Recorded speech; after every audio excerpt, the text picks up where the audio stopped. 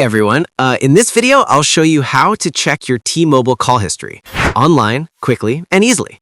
Now, let's tackle the problem. Step 1, log into your T-Mobile account. Go to T-Mobile's official website and click Login. Enter your T-Mobile ID and password to access your account dashboard. Once logged in, look for Usage or My Account/Usage. This section contains details of your calls, texts, and data usage. If you can't find it, try using the search bar in your account dashboard. Sometimes the menu layout changes slightly. Step 3, select the date range. Choose the billing cycle or the specific dates for which you want to see call history. T-Mobile usually shows call details for the past few months. Step 4, view or download the call logs. You can either view the calls directly online or download a PDF or CSV file for your records.